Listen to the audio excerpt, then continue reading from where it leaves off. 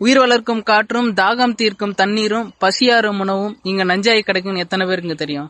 நமக்கு வர முதல் நோயே பசிதான். அந்த பசிக்கு மருந்து தான் உணவு.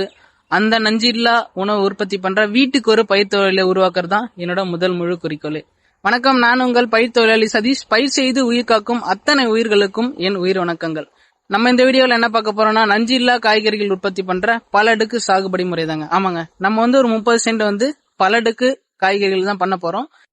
இந்த 30 சென்ட் இடத்துல நம்ம என்னென்ன காய்கறிகள் நடவு பண்ணிருக்கோம் இந்த வீடியோவில் நம்ம தொடர்ந்து பார்க்கலாம் வாங்க. காலிஃபிளவர், தக்காளியும் நடவு பண்ணிருக்கோம். அப்புறம் இதுல சாமந்தியும் நட்டுருக்குங்க. இது ஊடு பயிராகவும் பூச்சி கட்டுப்பாட்டுக்காகவும் நம்ம வச்சிருக்கோம். இது பாத்தீங்கன்னா புடலை இப்பதான் முளைச்சி வருது. அவரை, இதுல பட்டா அவரை, கோழி அவரை ரெண்டுமே நட்டு வச்சிருக்கோம். இதுதான் முட்டைக்கோஸ், பார்க்க கத்திரி செடி மாதிரி இருக்குல்ல, இது முட்டைக்கோஸ் நம்ம காவாங்கரையில் நட்டு வச்சிருக்கோம். இது ஃபுல்லா தக்காளி. தக்காளி மட்டும் பாத்தீங்கன்னா ஒரு 700 கண்ணு நட்டுருக்கோம். ஏன்னா தக்காளி அதிகமா தேவைப்படும். அடுத்த பேட்ச்ல நம்ம நாட்டு காய்கறிகள் விதைகள் நட போறோம். அது நாளைக்கு நான் அப்டேட் பண்றேன். பாக்கலும் பீக்கனும் காட்டுறேன் பாருங்க.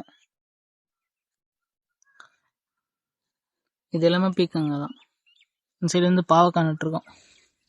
ஒரு பெட்ல பாவக்காவும் ஒரு பெட்ல பீக்கங்காவும் நட்டுருக்கோம். இதுதாங்க நம்மளோட காய்கறி தோட்டம். இந்த 30 சென்ட் இடத்துல நம்ம ஏன் இந்த பல அடுக்கு பல பயிர் சாகுபடி பண்ணணும்? முதல்ல என்னோட தேவைகளை பூர்த்தி பண்ணிக்கதான். ஏன்னா ஒரு விவசாயமே தன்னோட தேவைகளை பூர்த்தி பண்ணிக்கிட்டு தற்சார்பா வாழ்ந்தா மட்டும்தான் இந்த விவசாயத்துல இப்ப இருக்கிற சூழ்நிலைக்கு நம்ம நல்ல உணவுகளை சாப்பிட முடியும். ஸோ இந்த நஞ்சில்லா காய்கறி உணவுகளை ஒரு விவசாயமே அட்லீஸ்ட் ஒரு 20-30 சென்ட்லாச்சும் கண்டிப்பா பண்ணுங்க. இந்த 30 சென்ட் எடுத்து நம்ம எப்படி ப்ரிப்பரேஷன் பண்ணோம் சொல்லிட்டு அடுத்த வீடியோவில் நான் அப்டேட் பண்றேன். அதுக்கு முன்னாடி இந்த பல அடுக்கு பயிரில் நம்ம பண்றதால என்னன்னா, ஒரே பயிரை நம்பி இல்லாம நமக்கு நிறைய காய்கறிகள், அதாவது பல பயிர் பண்றதால நமக்கு நிறைய காய்கறிகள் கிடைக்க வாய்ப்பு இருக்கு.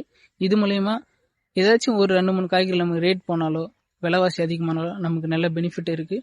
ஸோ இதை நம்ம நேரடியாக மக்கள்கிட்டையும் நம்ம கொண்டு போய் கொடுக்க முடியும். ஏன்னா நம்ம உற்பத்தி பண்றது கொஞ்சமா நம்மளோட தேவைகளுக்கு போக மிச்சத்தை நம்ம விற்பனை பண்றப்ப நமக்கு போதிய வருமானமும் கிடைக்க வாய்ப்பு இருக்கு. பக்கத்துல மிளகா செடி,